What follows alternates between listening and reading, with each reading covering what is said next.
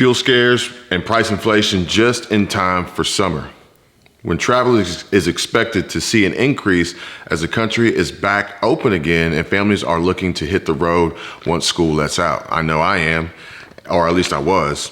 And diesel prices rising and fears of shortages along the East Coast translates to bad news for consumers, all consumers. Thank you all for sharing the Facebook group. I really do appreciate it. I think we have almost 200 members in the group and it is growing. I'm very happy to see everybody engaging and adding posts and sharing information, especially the diesel and gas prices across the country. I really do appreciate that. And this is going to be an extremely helpful tool to help us all as we try to navigate this insane mess that our legislation has put us in currently. I mean, it is unbelievable. It's one thing after another. Please give this video a like if you want to see gas and diesel prices come back down. I know that liking this video won't actually change the price, but liking this video can help the video get promoted more on YouTube and spread the message and maybe reach some of these people who are in power, who are setting these prices and who are in control and can have some impact on how much diesel and gas is available and how much it costs and how much it's affecting Americans, and maybe we can see some change. Today is Thursday, May 19th, 2022, and it is no secret, and it has been said by owners in the trucking industry that they can't absorb the high cost of diesel fuel and they have to pass it along. That means everything you and I buy is going to cost more. And we've already seen it. This is not groundbreaking news. We've already seen it. But the reason why a lot of what we buy on a regular basis, besides just filling up at the pump, costs more is because of the transportation costs, because of the production costs in manufacturing and farming, everything that is impacted and influenced by diesel fuel and diesel fuel prices. Food, water, shelter, clothing, medicine, everything is affected. Nothing is going to be everything is vulnerable and nothing is immune to the increased price of fuel. And if we do actually see a diesel shortage on the East Coast, which we've seen reports and speculation and even Love's truck stop gas station sending out a message notifying that there could be a shortage. If we run out of fuel, then the price won't matter. So the high prices we're seeing in the stores and everywhere online, if we run out of fuel, then the price won't matter because nothing will get transported and our economy will basically shut down and basically collapse. Watch the video I put up yesterday. I uploaded a video yesterday about oil or about the oil and fuel refineries. I discussed why we are in the situations that we are in today. And that has a lot to do with the oil refineries, especially in regard to the possible shortage of diesel fuel on the East Coast, and why there's a real threat and ultimately the big problem that can cause panic, chaos, and collapse. Probably more so likely on the East Coast first based on what's going on right now. But as I get further into this, you can see how it could possibly affect the rest of the country. And a big reason for the U.S. diesel shortage is due to the Philadelphia Energy Solutions explosion 2 years ago. Video. A fire breaking out and a massive explosion at Philadelphia Energy Solutions refinery in Philadelphia. Dramatic footage. You see it here. PES runs a 335,000 barrels a day refinery there. It is the largest and oldest oil refinery on the East Coast. Philadelphia fire officials say that one employee complained of chest pains this morning, but no other injuries have been reported, and that's phenomenal and amazing considering there are 1,100 people who work there. It has had an impact in the energy markets, though. Check out RBOB gasoline prices right now. They're up by 3.4% this morning. Also, gasoline and jet fuel also manufactured. Now, this explosion was pretty much at the beginning of the pandemic. So, if you haven't heard about it, or if you're wondering why you didn't really feel the effects of it, it's because at the time we weren't as active as our economy wasn't as active as it is today. because we were in the beginning of the pandemic and things are pretty much just slowing down and shutting down at that time. It was reported that 28% of the East Coast fuel supply was processed through this refinery, the Philadelphia Energy Solutions refinery. America has not yet recovered from this loss, and there's really no plans to do so either. There's no plans for investments and injections of capital into refineries to replace or supplement this loss. Multiple reasons for that, but let's just say the main reason is the fact that there's a huge push for green renewable energy. So investing right now in an oil refinery or fuel refinery it just doesn't make sense from an investment standpoint, with all the backlash and pushback you'll have from government to try to make that happen, despite the fact of how badly we really need it. But even if that were the case, I mean, it would still take years and years and years to produce this replacement source. And with that being said, in order to do it, you would need diesel fuel to do it. Like, everything that we need as a country to potentially get us to a position of green renewable energy, possibly, moving towards a more of a electric EV grid, then it's going to take a ton of diesel fuel and other fuels, fossil fuels, petroleum-based fuels, to create this. I mean, like I said on my last video, electric vehicles, Teslas, Rivians, Chevy Volts, Toyota Prius, they don't get transported by electric trucks. You need diesel-powered tractor trailers and car haulers to move these. And homes, buildings, and manufacturing facilities, everything, if you're going to build, you have to clear. You have to clear trees. You have to grade the site. You have to move dirt. You have to pour footings. You have to build. And all of our building is done primarily by diesel-powered equipment. So until we get to a point where everything is being produced and transported and built by electric, this is like I don't know if that's ever going to happen. But even still, to do that, it's going to take a ton of fuel-powered, gas-powered, diesel-powered, diesel-like fuel, petroleum-based fuel equipment to pull it off. President Joe is primarily focused on U.S. energy independence, but that is not a viable option for America's economy. Our trucking, farming, and manufacturing industries is not viable. These sectors of the economy rely heavily on diesel and diesel-like fuels, and alternative fuel solutions for these industries are at least 10 to 15 years away. And yes, I do have notes here, so I'm just trying to stay on track for you guys.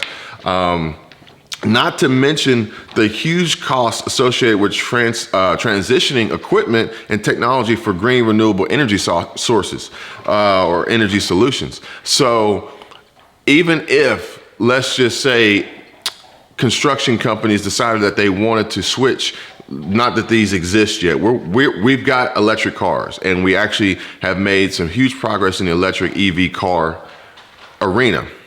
But we don't have electric semi-trucks yet, and we definitely don't have electric construction equipment and grading equipment yet. But let's just say we did.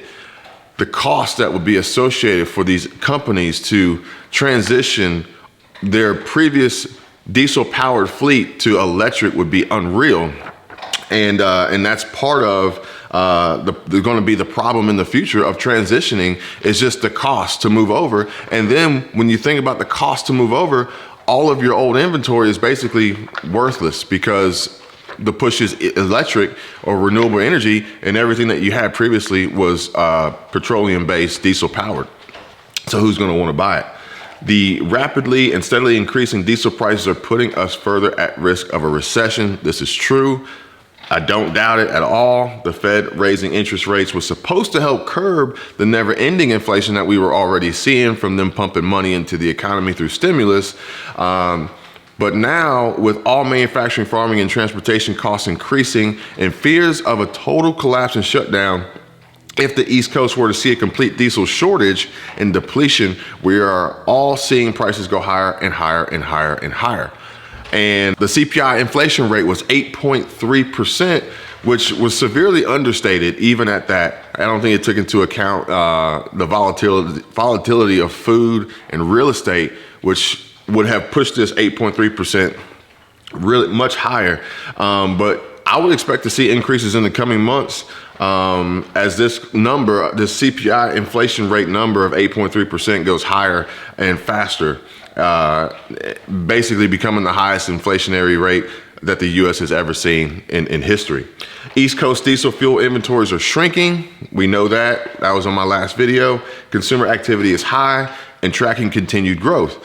And the reason I'm saying this is because if the diesel supply is shrinking, the diesel inventories are shrinking, but activity and demand is growing, that is a recipe for disaster. And there's lots of trucks on the road trying to keep up with the supply and demand. So as the consumer activity continues, the trucking industry tries to keep up to supply the demand so that we don't see these instances of empty shelves and food shortages in the stores that we have been seeing. But with that comes further depletion of our diesel fuel inventory. So it's a double-edged sword. It's a double-edged sword right now. For the truckers who stick it out through this tough time of increased overhead and fuel costs, they will be forced to increase their prices. Some have already. It's just that others have had a harder time actually getting the higher price. And the brokers in the spot market will have to then adjust their rates in order to secure the loads for the drivers. Eventually these brokers are going to say, hey, look, here's a load for $1,200. And the truck drivers are going to say, look, we're not taking this load for less than $2,000. And then eventually that pushback's going to occur. We're going to see some slowdown, but then the brokers are going to go back. They're going to have to talk to their customers, their clients, raise that price so that the truckers can get what they need to carry the load. But ultimately, the goods that get transported between point A and point B, between the broker and the trucker, that price is going to have to increase because the fuel price increased and the trucker transportation rates have increased. Hopefully I'm not confusing you with all what I'm saying, but the prices are going up. This all means higher prices for everything we all buy in the stores. Milk, eggs, cheese, chicken, flour, wheat, cooking oil, rice, beans, clothing, electronics, water, lumber, potatoes, paint, fruits, vegetables, anything. Like anything you need, you name it, it will cost more. So far, this is only appears to be a growing concern for the East Coast and not the entire country. And like I said, this kind of comes back to the Philadelphia Energy Solutions refinery explosion, reducing the East Coast's fuel diesel refinery by 28%, because basically that's what they were supplying according to reports. So it's like right now it's really only applying to the East Coast. But this is not to say that one more bad news event couldn't put us in a whirlwind of trouble if we were to see a news event, in the South, in the Midwest, on the West Coast, a refinery to shut down, a refinery fire. We've seen a lot of fires going on here recently in production and processing, and even that truck fire or several truck fires, semi-truck fires the other day, a hurricane or a tornado ripping through a refinery. That would be devastating. Worst case scenario, more than likely, the worst case scenario and possibly maybe the highest likelihood of actually happening, a cyber attack on a refinery could spell disaster and doom for the entire country. And these diesel fuel struggles don't just hurt the truck drivers and trucking and transportation industry, but they hurt the farmers as well. Farming and machinery, or the machinery that the farmers use, all run on diesel fuel for the most part. California has averaged the highest fuel prices across the U.S. at $6 a gallon for gasoline and $6.56 for diesel. And on the opposite side of the country, New York has seen its highest diesel prices ever at $6.41 a gallon. Anybody in the New York area, please let me know what you're seeing for fuel, particularly diesel, because I bet you it's gone up from the $6.41 since this was produced. The U.S. needs to take a serious look at what is hurting our economy and what is hurting our people, you and I, and find real solutions and ways to fix it besides, we need to, or we're going to talk about it, or we're going to put in legislation, or we're going to, we need to actually do something. You know, we turn around and we send troops to Somalia. We turn around and we send fuel and diesel to Europe, like that. And we're sitting here at home struggling, and we're like, oh, well, we'll just talk about it. Come on, guys, we need to do something. And, you know, perhaps retaining our fuel reserves is a start. As we're shipping loads and loads of diesel and other fuels to Europe every single day, I expect things to get really, really tight for at least the next year or so. I mean, it's probably going to be longer than that. Prepare now, please prepare now. I don't want to hear or see anybody struggling down the road because they didn't prepare, and then they're like, I wish I did. What do I do now? It'll be too late at that point. You're going to be behind the 8 ball. I also expect to see more truck drivers and owner operators park their trucks for good as they quit losing money, living a life on the road, transporting foods and other goods for no profit or even at a loss. I mean, there's some operators out there who are so worried and so desperate and so afraid and somewhat even pressured and bullied by their brokers to take loads just to cover their fuel, which ultimately is a break even at best, more than likely a loss if there's any sort of delay or mistake, or you see any sort of damage or need a repair. You know, you're operating at a loss. Now you're in the red. And in order for our economy to survive, there needs to be growth and there needs to be profit. And if we're hitting our transportation, our truckers, our farmers, the ones we really count on the most that most people don't even really see, it's like kind of like a behind the scenes type thing. If we're hitting them, then we're hurting ourselves. And I can also understand how and why companies would have to begin laying employees off, beginning in the trucking industry, but also in other industries and sectors as the goods they rely on from the transportation of trucking slows and it reduces workloads and eliminates shifts. If you are a automotive manufacturer dealership and you're waiting on vehicles to be delivered to your dealership, but the vehicles aren't coming because the truckers aren't delivering them, then what need do you have for the porters? What need do you have for the mechanics? Even at that point, what need do you have for the salesmen because you don't have anything to sell? So ultimately, these companies, these businesses will say, look, we don't need these people and we don't need them right now. So either you can go home, we'll call you when we need you, or we'll just lay you off and we're going to run a much leaner skeleton type crew because the supply can't keep up with the demand. But at the end of the day, what can we do to prepare?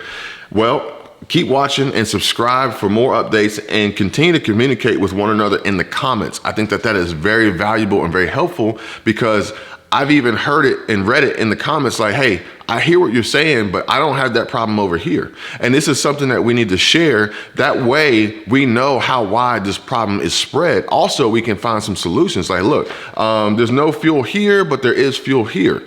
The fuel is, the diesel price is so high here, but it's coming down over here. And people can kind of like adjust and adapt to that. Hey, even there's no baby formula on the shelves here, but I found baby formula here.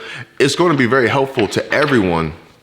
And I really do encourage you guys to continue. And you've done a great job so far. Thank you so much. But I encourage you to continue communicating in the comments. I really do appreciate it. Expand the dialogue in the Facebook group. I'll make sure I put a link in the description so you guys can get there. And even there, it's more than just a comment. You can post an image, you can post a video. And I think it's going to be very, very helpful in the long run as we try to work through this. Prep and prepare now. End the story. And we need to prep and prepare for high prices by doing all we can to be financially responsible, because as I've said in previous videos, I think we're going to see the prices go up before we see the supply completely eliminated. And if you can't afford to buy the food, if you can't afford to buy the water, if you can't afford to buy the diesel, it's just as good as being gone because you can't get access to it. And eliminate your debt, eliminate your credit card debt, eliminate high interest debt, because the higher interest rates set by Jerome Powell make each dollar you borrow on a credit card cost more to repay. And this is going to further affect you and hurt you on trying to combat the higher prices and inflation that we're seeing in the stores, online, anywhere you need to buy anything. Stock up on food and water and other necessities now. Don't wait until it's too late or too expensive.